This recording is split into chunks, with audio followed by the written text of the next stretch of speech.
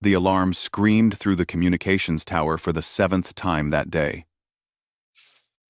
Dae-ho barely looked up anymore. His long fingers moved across the holographic display, routing emergency broadcasts from the surface below. Each message was the same. The Kryn were getting closer. More cities had fallen. More lives were gone. He sat in a chair that was too small for his tall, thin frame. The Velthrin were a graceful species, with silver skin that reflected light like water. But there was no grace left in Dae-ho now, just exhaustion. His eyes, large and dark like pools of ink, stared at screens filled with death counts. Sector 7-9 has gone dark, said the computer voice. It spoke in flat, emotionless tones. Dae-ho felt nothing. He had learned not to feel 3 days ago when the bombardment started. Feeling only made the pain worse. The Kryn swarm moved like a plague across his world. They were insects, but massive ones, each the size of a transport vehicle. They came in millions, eating everything. Metal, stone, flesh, it did not matter to them. They consumed and moved on, leaving dead planets behind. The Galactic Council had sent their regrets. They said the Velthrin system was lost. They said evacuation was impossible. They said many words that meant the same thing. You are going to die, and we will not help you. Dae-ho. The voice came from behind him. Elder Yuna stood in the doorway, her silver skin marked with age patterns that showed wisdom. She had lived 300 years. She had seen much, but even she looked broken now. Elder, Dae-ho said, standing quickly. Respect for elders was coded deep in Velthrin culture, even now. Sit, child. There is no time for ceremony. Yuna moved to the window. Below them, the planet burned. Orange flames lit the night where cities used to stand. I know what you are thinking. Dae-ho froze. Elder, the archives. Section Omega Black. You accessed them yesterday. Yuna turned to face him. Her eyes were sad. You found the frequency. You. He could not lie. Yes. The Earth Channel. Yes. Yuna closed her eyes. Do you know why it is forbidden? Do you know why the Council made it illegal to even speak of humans? Dae-ho had read the files. He had spent hours going through classified documents that he should never have seen. The Harvest Wars. 200 years ago. Earth ended them. Ended them. Yuna repeated softly. Such gentle words for what actually happened. The galaxy was being torn apart by slavers. The harvest fleets took entire populations. Billions died. Then Earth found out. They had just discovered faster than light travel. They were new. We thought they would be weak. She walked to his console and pulled up an old image. It showed a human warship. The design was brutal, covered in weapons. They were not weak. They were furious. They did not ask for permission from the Council. They did not follow the rules of engagement. They simply hunted down every harvest fleet and destroyed them. Completely. Then they found the slaver homeworlds and burned them. They saved the galaxy, Dae-ho said. They terrified the galaxy, Yuna corrected. Yes. They stopped the slavers. But the way they fought. Dae-ho. They used weapons we had banned for 1,000 years. They showed no mercy. They did not accept surrender. They made examples. When it was over, every species in the galaxy signed one agreement. Never provoke humanity. Never give them a reason to fight again. So, Earth isolated themselves. They went home. And we promised never to call them. Another alarm. Dae-ho looked at his screen. The Kryn had broken through the northern defense line. They would reach the capital in 6 hours. They would reach this tower in 8. My family is in the capital, Dae-ho whispered. Yuna said nothing. My mother. My sister Bo-Ra. Her children. His voice cracked. Elder. The council abandoned us. The other species will not help. We are going to die. All of us. The Kryn will eat our world and move to the next, and no one will remember we existed. That may be true. Then what does it matter if I call Earth? What is the worst that could happen? They say no? They destroy us? Deho stood, his voice rising. We are already destroyed. The worst that could happen, Yuna said quietly, is that they say yes, and you learn what price salvation carries. Before Deho could respond, a new alarm sounded. This one was different. Louder. Final. The orbital defense grid had fallen. The Kryn were entering atmosphere. He pulled up the camera feeds from the capital, his screen filled with insects. Millions of them. They covered buildings like a living carpet, and everywhere they touched, matter dissolved. He watched his city die in real time. He searched the feeds desperately, looking for his mother's district. When he found it, the buildings were already collapsing. Figures ran in the streets. Small figures. Children. The Kryn fell on them like rain. Something broke inside Deho. The part that had held him together. The part that had kept him functioning. It shattered completely. He did not remember crossing to the forbidden console. He did not remember entering the classified codes. His hands moved automatically. Muscle memory from training he should never have had. The Earth emergency channel was old, ancient by galactic standards. It had not been used in 200 years. His fingers found the activation sequence. Yuna grabbed his arm. Deho, please, think about what you are doing. He looked at her. Tears ran down his silver face, catching light like falling stars. I am thinking, Elder. I am thinking that I cannot watch another child die. I am thinking that I would rather invite monsters than do nothing. He pulled free and pressed the transmission button. The channel opened with a sound like thunder. Deho spoke into the microphone, his voice steady despite everything.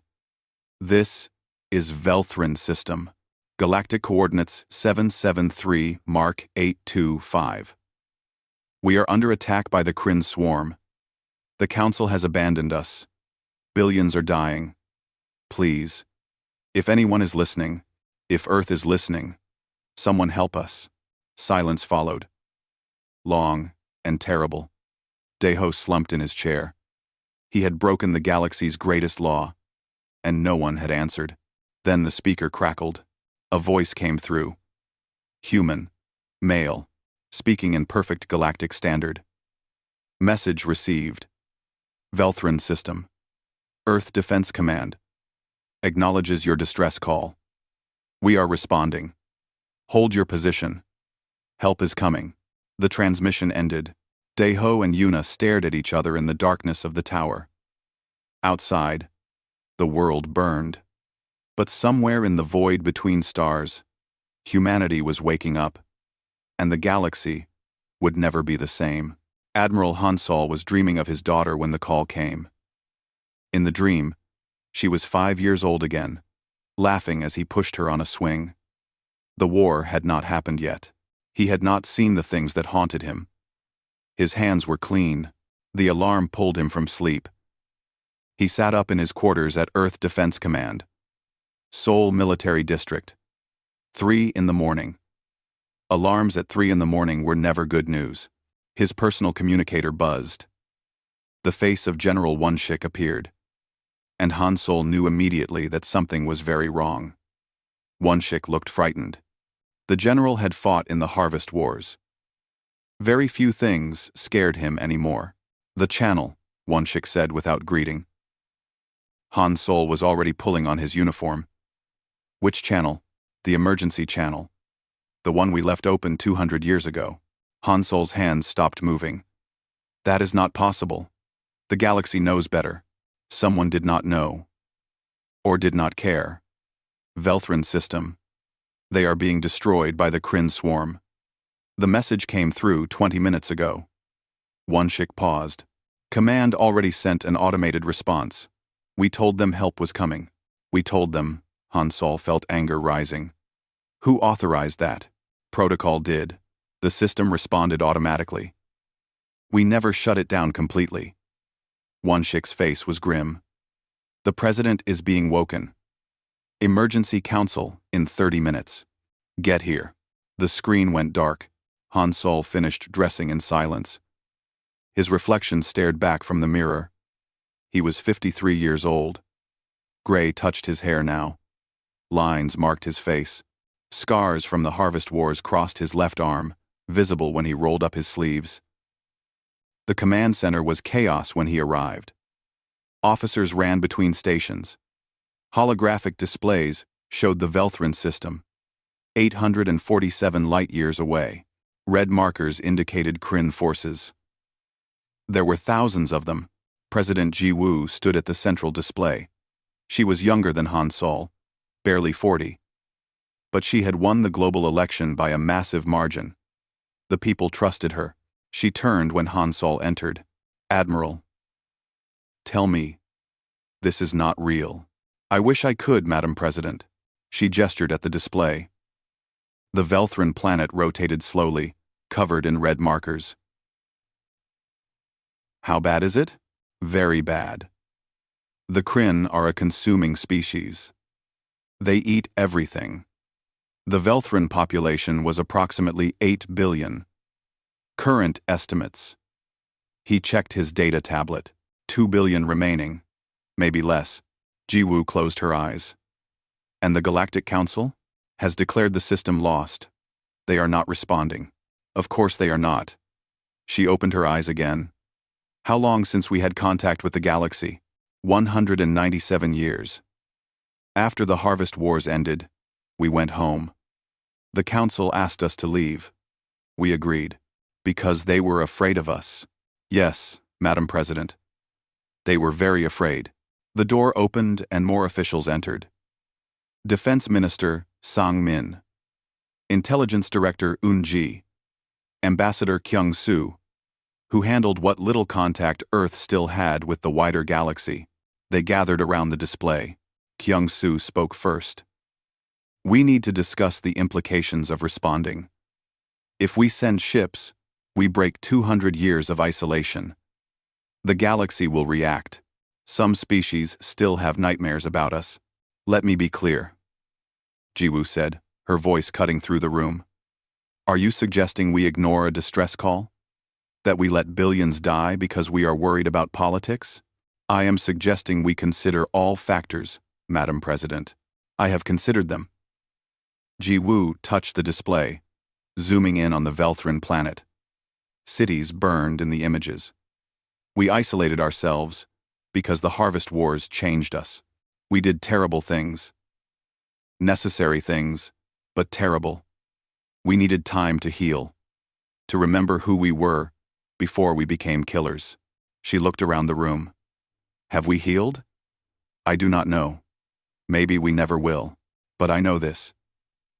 If we let innocent people die because we are afraid of ourselves, then we are not the people I thought we were. We are not the people we should be. Sang Min leaned forward. If we respond, it sets a precedent. Every species in trouble will call us. We cannot save the entire galaxy. Then we save who we can, Ji Woo said simply. We start with these people. Right now. Today. Han Sol felt something in his chest. Pride, maybe. Or hope. He had voted for this woman. Now he remembered why. Admiral. Ji Woo turned to him. Can we reach them in time? If we use the experimental drives. Yes. We have been developing faster FTL technology. The Council does not know about it. We could reach Velthrin space in 72 hours. Experimental? Yoonji raised an eyebrow. How experimental? The drives work. We have tested them. I recommend sending the stealth carrier, Indomitable, and her battle group. Captain Taeyang commands. He is one of our best. I know Taeyang, Ji Woo said. He was a child during the Harvest Wars. Lost his parents in the fighting. He understands what is at stake. Ji Woo. She made her decision with a single nod. Send them. Full authorization for combat operations. Rules of engagement are flexible. The Kryn, do not surrender. Do not take prisoners. Just stop them. Yes, Madam President. And someone wake up the old guard. If we are doing this, I want Counselor J1 conscious. He was there for the Harvest Wars. He knows how the galaxy thinks. Orders went out immediately. Han Sol watched the command center shift from chaos to controlled purpose. This was what humanity did well. When the crisis was clear, when the mission was set, they moved like a machine. He opened a channel to the Indomitable. Captain Taeyang appeared on screen. He was young for a ship commander, only 35, but his eyes were old. Admiral. I heard the alert. What are we dealing with? Quote, Kryn swarm, Velthrin system, billions dying. You are going to stop it. Taeyang did not hesitate. Understood. We can launch in 4 hours. Crew is being recalled now. You have 3 hours. Use the experimental drives. Get there fast. The experimental Taeyang grinned suddenly. It was not a nice smile. It was the smile of a man who had been waiting for this. Finally, we get to see what these ships can really do. Taeyang, Han Sol said quietly, the galaxy has forgotten what we are capable of. They think we are a story now. Something parents tell children to make them behave. You are going to remind them. I understand, sir. I hope you do. Because when this is over, everything changes. We cannot go back to isolation. Not after this. Taeyang's smile faded. Then, we better make sure it is worth it. The channel closed. Han Sol turned back to the main display. Somewhere in the command center, someone had pulled up old footage from the Harvest Wars. Human ships tearing through enemy fleets. Cities burning. The things they had done to end the slavery. Ji Woo stood beside him, watching the same footage. Do you think we are making a mistake? She asked softly. No, Madam President.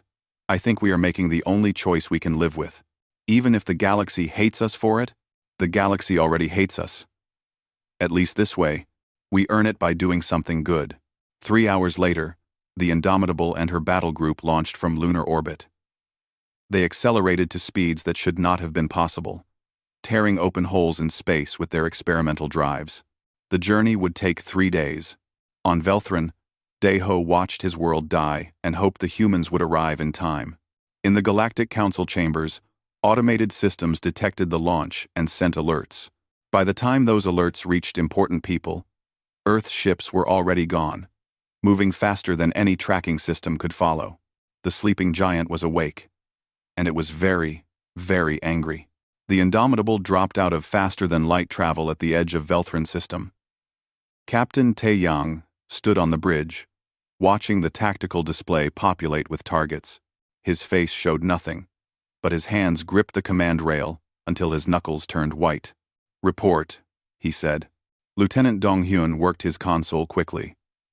Kryn forces concentrated around the primary planet. Estimated numbers: 30,000 capital ships, millions of smaller attack craft. Sir, they have consumed everything. The orbital stations are gone. The defense fleet is gone. I am reading massive casualties on the surface. How many survivors? Approximately 1 billion. Down from 8 billion. 3 days ago. Taeyang closed his eyes briefly, then opened them. Time to reach combat range, 20 minutes at full burn. Make it 10, and broadcast this message on all frequencies. I want everyone to hear it. He activated the communication system. His voice went out across the system, translated automatically into every known language. Attention. Kryn forces. This is Captain Taeyang of Earth Defense Ship Indomitable. You are in violation of the Sentient Protection Act. You have 60 seconds to cease hostilities and retreat from this system. This is your only warning. Silence followed. On the tactical display, the Kryn forces did not change course. They continued their assault on the planet below. Dong-hyun looked up from his station. Sir, they are ignoring us. Of course they are, Taeyang said quietly. They have never met humans before. They do not know what we are. What we can do. He straightened. Show them. All ships, weapons free. Execute pattern Delta 9. The Earth Battle Group moved forward. 6 ships total, against 30,000. The odds did not matter. Corporal Mincio watched from the engineering deck as her creations launched. She was small for a human, barely 5 feet tall, but her mind was brilliant. She had designed the Hellfire drones specifically for this type of combat. They were not just weapons. They were learning weapons. Each drone was the size of a car, covered in sensors and adaptive armor. As they flew toward the Kryn swarm, they scanned enemy movements, analyzed patterns, recorded tactics. Then, they adapted. The first wave of drones hit the Kryn outer formation. Explosions lit space like stars. But these were just tests. Learning runs. The drones recorded how the Kryn moved, how they defended, how they attacked. Then they shared that information with the second wave. The second wave was smarter. It avoided the defensive positions. It found weak points. It struck where the Kryn were vulnerable. The third wave was smarter still. By the 10th wave, the drones were predicting Kryn movements before they happened. The insect ships flew into traps without knowing. They died in thousands. Hellfire efficiency increasing, Mincio reported. Current kill rate is 1,400 enemy units per minute. Acceleration curve is stable. They are learning faster than the Kryn can adapt. Good, Taeyang said. Donghyun. Target those large structures near the planet. What are they? Analyzing. Sir. Those are queen nodes. Kryn. Hive command centers. Each one controls approximately 5,000 ships. How many queen nodes total? 6. Then we hit 6 targets. Precision strikes. I want them gone in the next 4 minutes. Can we do that? Donghyun's fingers flew across his console. Yes, sir. Firing solutions locked. Ram. Do it. The Indomitable carried weapons that the Galactic Council had banned centuries ago. Weapons that Earth had promised never to use again. Taeyang used them now without hesitation. Relativistic kinetic missiles launched from the ship's forward tubes. They accelerated to 90% of light speed, crossing the distance to their targets in seconds. When they hit the queen nodes, the explosions were visible from the planet's surface. Each queen node died in a flash of light that lasted 3 seconds. When the light faded, nothing remained. Not debris, not wreckage. Just empty space and radiation. The Kryn swarm faltered immediately. Ships stopped coordinating. Some continued their attacks. Others broke formation. Some simply froze in space, waiting for orders that would never come. Swarm intelligence failing, Donghyun reported. Enemy effectiveness down by 70%. Then let us finish this. Taeyang opened a channel to the fleet. All ships. Free hunting. Destroy everything that does not surrender. The battle that followed was not really a battle. It was extermination. Earth ships moved through the Kryn formation like wolves through sheep. They did not miss. They did not hesitate. They did not show mercy. On the planet's surface, Daeho watched from a bunker window. The sky lit up with explosions. Kryn ships fell from orbit, burning as they entered atmosphere. He had spent 3 days watching death rain from above. Now he watched salvation rain instead. Elder Yuna stood beside him. They fight like demons, she whispered. They fight like humans. Daeho corrected. Above them, some Kryn forces began retreating. They turned away from the planet, trying to flee the system. Taeyang saw them go and made a decision that would define everything that followed. Pursue, he ordered. Sir? Donghyun looked up. They are retreating. The threat is neutralized. The threat is not neutralized until every Kryn ship is destroyed. They came here to consume, to eat an entire species. Now they will understand what it means to be prey. Taeyang's voice was cold. No survivors.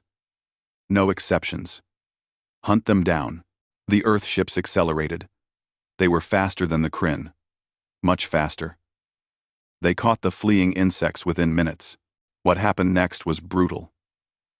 Earth forces used tactics that had not been seen in 200 years. They herded the Kryn into kill zones. They used their adaptive AI to predict escape routes and block them. They cornered thousands of ships against gravity wells and destroyed them en masse. When a group of Kryn tried to hide in an asteroid field, Minseo's drones found them and killed them. When others tried to scatter into deep space, the Indomitable's targeting systems tracked each one and eliminated them systematically. The battle lasted 6 hours. At the end, not a single Kryn ship remained functional. 30,000 vessels reduced to debris. Millions of attack craft destroyed. The swarm that had killed 7 billion Velthrin was gone. Taeyang stood on his bridge, watching the tactical display clear of red markers. His crew was silent. They had done what was necessary. They had stopped a genocide, but the violence of it left them quiet. "Sir," Dong Hyun said softly, "we are receiving a transmission from the surface. Multiple locations. The Velthrin are. They are thanking us." "Put it through." The speakers filled with voices. Alien voices speaking in languages the computer translated. They were crying, praying, thanking the humans who had saved them. Some of the words were not even words, just sounds of relief and joy and grief all mixed together. Taeyang listened for a moment. Then he cut the transmission. "Medical teams. Begin landing operations. Find survivors. Treat the wounded. Get food and water distributed. Engineering. Assess infrastructure damage. We need to get their power systems working again." He turned to his crew. "The fighting is over. Now comes the hard part. We have to help them rebuild." "No." Dr. Hee-jin was already preparing her medical teams. She was a small woman with kind eyes and steady hands. She had trained for combat medicine but preferred healing. "Captain, initial scans show massive casualties. Injuries from the bombardment. Starvation. Disease. This will take time. Then we take time. We do not leave until they are stable." The first shuttles launched an hour later. They descended through an atmosphere thick with smoke from burning cities. Hee-jin piloted one herself, accompanied by medics and supplies. They found Daeho's bunker in the eastern continent. The door opened slowly, uncertain. Velthrin survivors emerged into daylight for the first time in days. They were thin, scared, traumatized. Hee-jin approached them slowly, hands open, showing she carried no weapons. She spoke in Galactic Standard. "My name is Dr. Hee-jin. We are from Earth. We are here to help. You are safe now." Daeho stepped forward. He was taller than the humans, his silver skin marked with dust and blood. "You came," he said. His voice broke. "We called, and you actually came. You asked for help. We answer when people ask." Hee-jin smiled at him. "Now, let us take care of you. All of you. That is what we do." In orbit, the Indomitable broadcast a message to the Galactic Council. It was simple and direct. Velthrin system secure. Kryn threat eliminated. Earth forces remaining for humanitarian operations. Duration. As long as necessary. The message reached council chambers 12 hours later. When it did, panic spread across civilized space. The humans were back, and they had just reminded everyone why the galaxy feared them. 2 weeks after the battle, Velthrin began to look like a world again instead of a graveyard. Earth engineers worked alongside Velthrin survivors to rebuild. Power grids came back online. Water purification systems started functioning. Fields were cleared of Kryn remains and replanted with crops. Daeho found himself working with Corporal Minseo most days. She was assigned to infrastructure repair in his sector. Despite the language barrier, they communicated well. She showed him how to use Earth construction tools. He showed her where the old Velthrin systems connected. They were working on a water pump when Minseo suddenly laughed. It was the first time Deho had heard a human laugh. The sound was strange but pleasant. "What is funny?" he asked. "This pump. It is brilliant. Simple design but very efficient. Whoever engineered this was smart."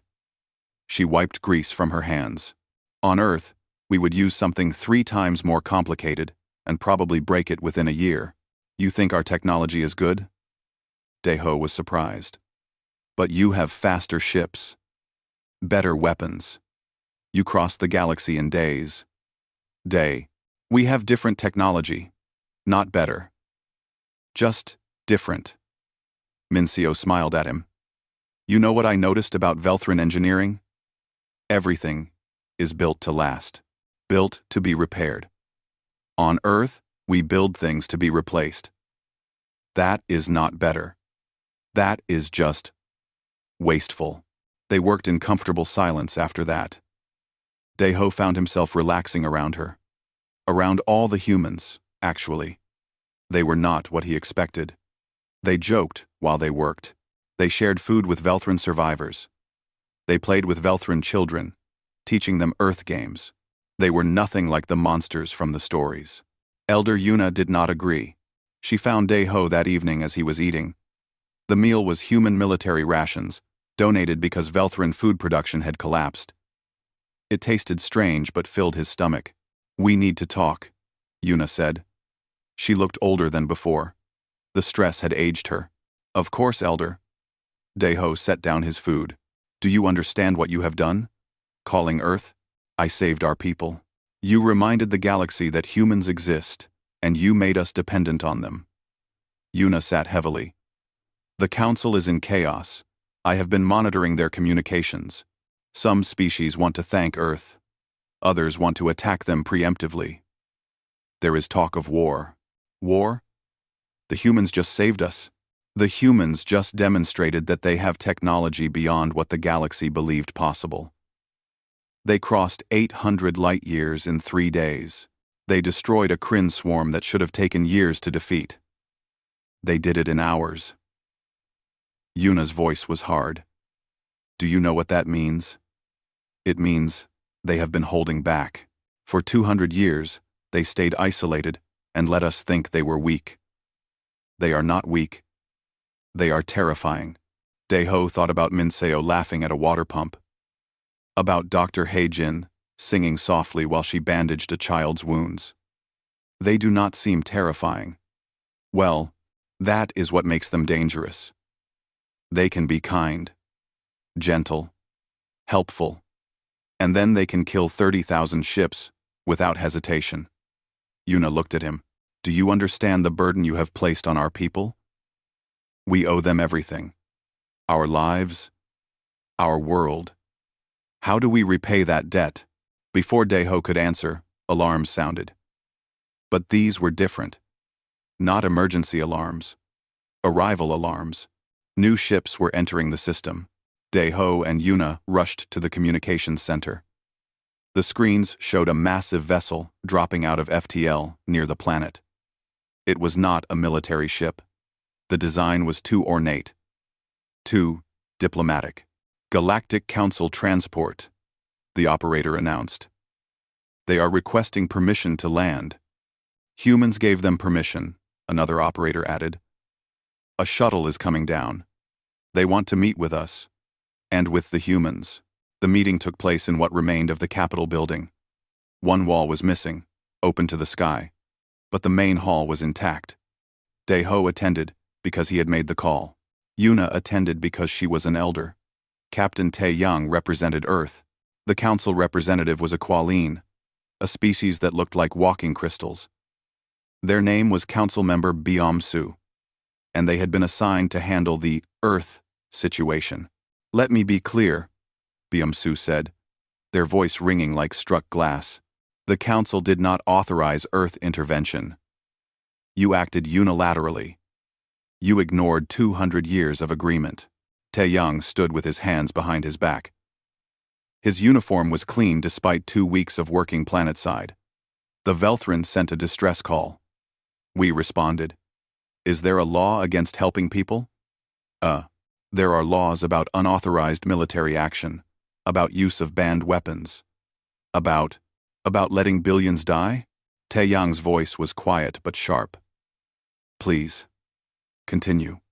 Tell me which law says we should have watched an entire species get consumed because it was more convenient for the council. Byung-Su stopped. That is not fair. Nothing about this is fair, but it is done. The Velthrin are alive. The Kryn are gone. If the council wants to debate legality, fine. Send your lawyers. Earth will respond. Eventually, when we finish helping these people, you cannot just, we can. We did. And we will continue to do so. Taeyang gestured at the broken walls around them. Look at this place. Look at what the Kryn did. You declared this system lost. You abandoned them. Someone had to act. Byung-Su's crystalline form shifted colors. Frustration. Daeho realized. You do not understand the implications. Other species are afraid. Very afraid. Earth disappeared for 200 years. Now you return with advanced technology and military force. What are we supposed to think? Think whatever you want. We are here to help, not to conquer. Then why did you pursue the retreating Kryn? Why did you destroy every ship? That was not defense. That was extermination. The room went silent. Taeyang's expression hardened. The Kryn are a consuming species.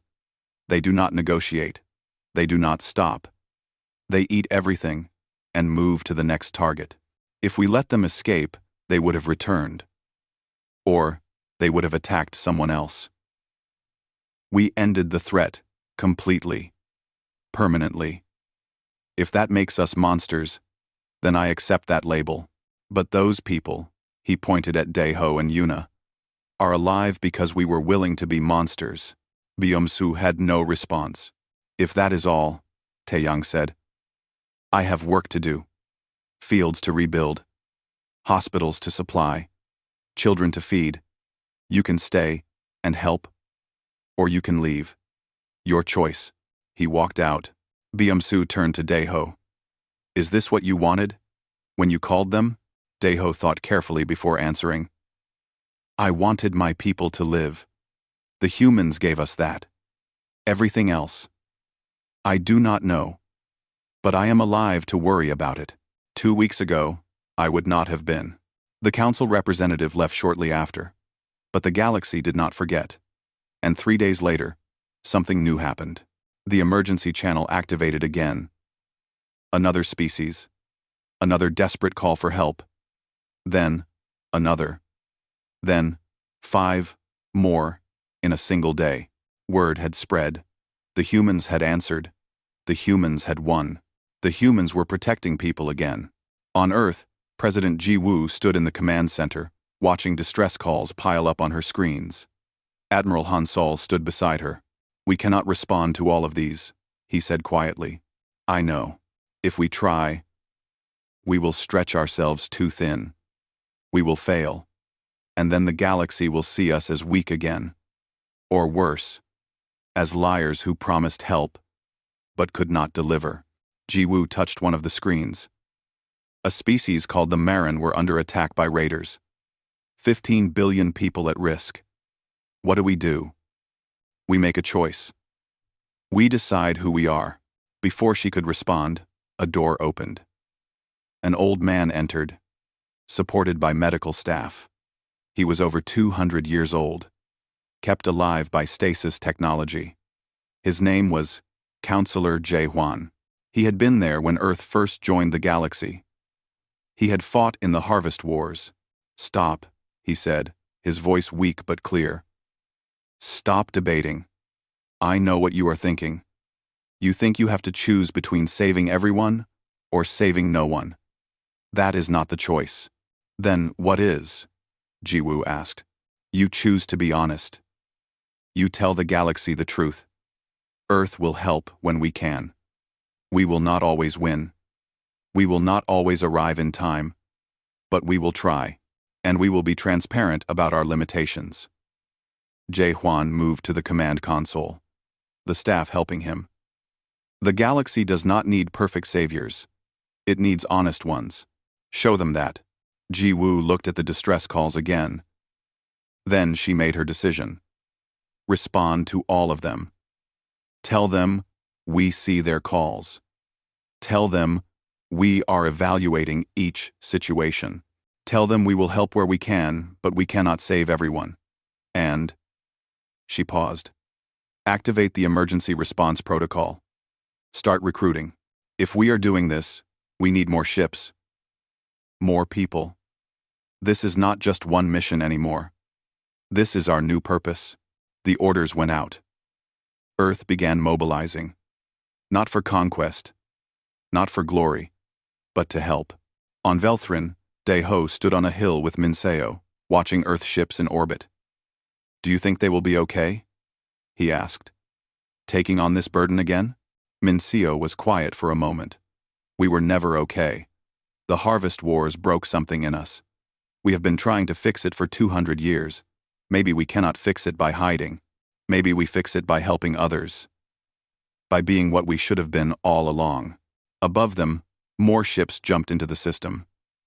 Earth was not going home. Earth was staying. And the galaxy would have to accept that. 3 months after the Battle of Velthrin's system, Earth held a vote. Every human old enough to understand the question participated. The question was simple. Should Earth keep the emergency channel open? Admiral Han Sol watched the votes come in from his office. The numbers climbed steadily. Yes votes, no votes. The whole planet was deciding its future in real time. President Ji-woo sat across from him. They both looked tired. 3 months of coordinating rescue operations across multiple star systems had drained them. Earth forces had responded to 12 distress calls. They had saved 8 species. Failed to reach 3 others in time. One situation was still ongoing.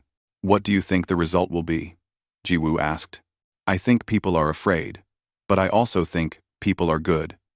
When you show them suffering and ask if they want to help, most will say yes. Han Sol pulled up a map of Earth on his screen. Every continent is voting the same way. The pattern is clear. Even if it means war? Even if it means becoming the galaxy's peacekeepers again? We have been at peace for 200 years. Maybe that is long enough. Maybe it is time to remember that peace is something you fight for, not something you hide behind. On Velthrin, Dae-ho prepared for his own broadcast. He had been asked to speak to the galaxy about what happened, about what it meant to call Earth. He stood in the rebuilt communication center, the same place where he had sent the desperate signal months ago. Elder Yuna helped him adjust the recording equipment.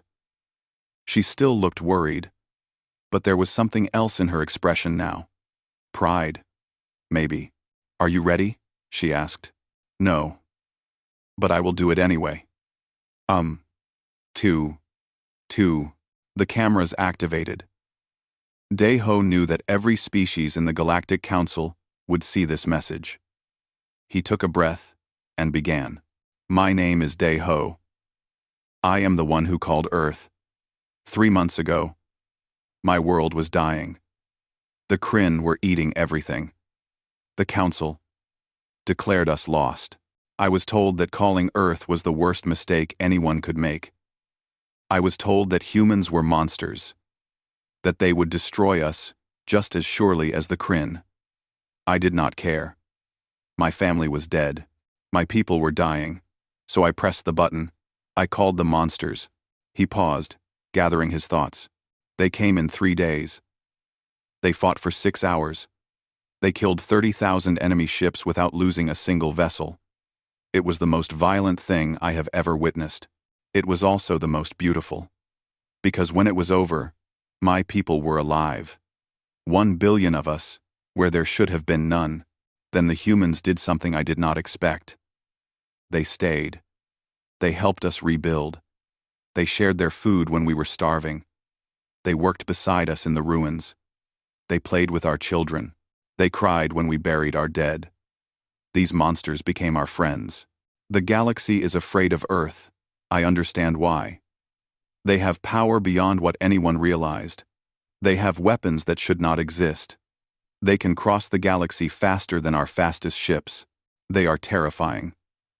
But I will tell you what I learned. They are terrified of themselves. They are afraid of what they can become. What they once were. They isolated themselves not because they were weak, but because they were strong, and did not trust themselves with that strength. That is why they deserve our respect, not our fear. They came when we called, even though it meant facing their own demons again. They saved us, and asked for nothing in return. They are not the monsters the galaxy remembers. They are who we should aspire to be. Strong enough to protect others. Wise enough to know when not to use that strength. Brave enough to help even when it is difficult. So I say this to every species listening. If you are in danger, if you are dying, if the Council has abandoned you, call Earth. Press the button. They will answer. I promise you that. And if you are not in danger, if you are safe, then remember this. The humans did not have to help us. They chose to. Honor that choice. Support them. Because they are not our masters. They are our friends, and the galaxy needs friends right now. The recording ended. Deho stood in silence for a moment. That was good, Yuna said softly. Do you think anyone will listen? Some will. Others will not. But you spoke truth. That is what matters. The message spread across the galaxy within hours. Reactions were mixed. Some species praised Earth. Others warned against trusting humans. The Council debated endlessly, but in the places that mattered, in the homes and cities across thousands of worlds, ordinary people saw the message and understood. Earth had changed, or maybe Earth had always been this way, and the galaxy had been too afraid to see it. On Earth, the vote concluded. President Ji Woo stood before cameras to announce the results. Admiral Han Sol stood beside her. Behind them, through the windows of the presidential hall, they could see Seoul at night. Millions of lights, millions of people waiting to hear. The votes have been counted, Ji Woo said. The question was simple. Should Earth keep the emergency channel open? Should we continue to respond to distress calls from across the galaxy? The answer, from the people of Earth, is yes. 67% voted to keep the channel open. 67% of humanity has chosen to be part of the galaxy again. She paused, letting that sink in. I want to be clear about what this means. It means Earth will respond when species call for help. But we cannot save everyone. We cannot be everywhere. We have limits. We will fail sometimes. We will lose people. We will arrive too late. To the galaxy, I say this. We return not as conquerors, but as guardians. We do not seek to rule. We do not want territory or tribute. We want only to help where we can. Call us only in true need. Do not waste our time with politics or games. But know this. When you call, when the need is real, we will answer. We will come with everything we have. And heaven help anyone who makes us regret that choice. To the people of Earth, I say this. You have chosen a difficult path. We will send our sons and daughters into danger again. We will lose some of them. The harvest wars hurt us deeply. This new mission will hurt us too. But we have also chosen to be who we really are. Not isolated. Not hiding. But present. Active. Helpful. We have chosen to be the people we tell ourselves we are in our best stories. The emergency channel remains open. The fleet is mobilizing. We are recruiting new crews. Building new ships. Training new personnel. This is not a short-term mission. This is our future. Let us make it one we can be proud of. The broadcast ended. Around the world, humans watched in silence. Some cried. Some cheered. All of them knew that everything had changed. In space, Captain Taeyang received his new orders. The Indomitable would deploy to the outer rim, where a plague ship threatened multiple systems. It would be dangerous work, difficult work, the kind of work that humans had avoided for 200 years. He looked at his crew.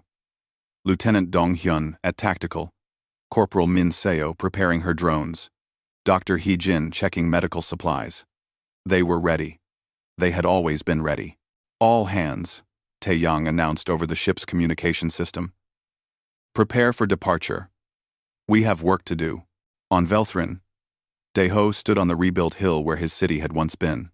Children played in the valley below, Velthrin and humans together, their laughter carrying on the wind. Construction drones flew overhead, building new homes. Fields had been planted. Life was returning. Min Seo found him there. She had been reassigned to another mission, but had come to say goodbye. They stood together, watching the sunset. The Velthrin sun was orange, different from Earth's sun, but beautiful in its own way. Do you think they will be okay? Daeho asked. Your people. Taking on this burden again, Min Seo smiled. We were never okay. The harvest wars broke something in us. We tried to fix it by hiding, by pretending we were not what we are. Maybe that was wrong. Maybe we fix it by helping others, by being what we should have been all along. You will lose people. Ships will be destroyed. You might fail. Yes, we might. Probably will, sometimes. She looked at him. But we will try anyway. That has to count for something. It counts for everything, Daeho said. You saved us. 1 billion people are alive because you tried. Because someone answered when I called. Then it was worth it. All of it. Even the fear. Even the risk. Min Seo offered her hand in the Earth custom of farewell. Take care of your people. Daeho. Rebuild your world. Make it better than before. That is how you repay us. Not with gratitude or debt, but by living.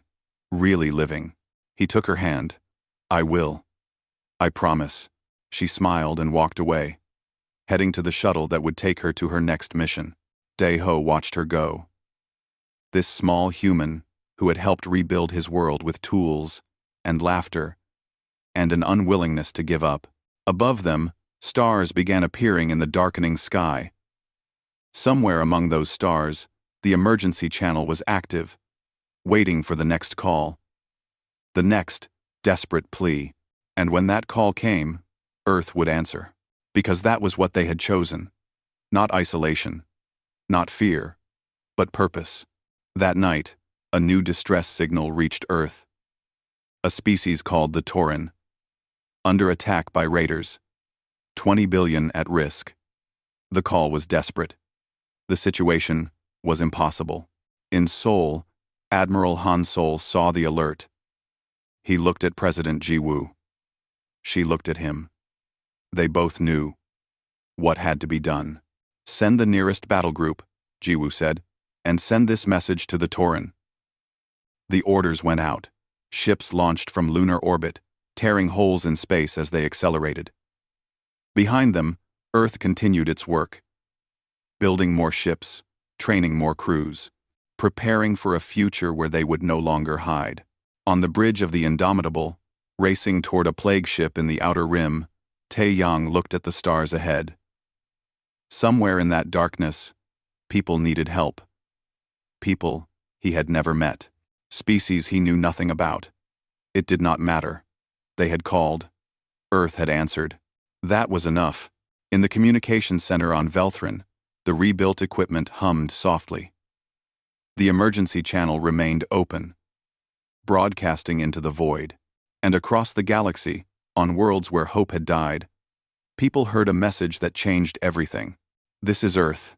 If you need help, call us. We will answer. We will come. You are not alone anymore.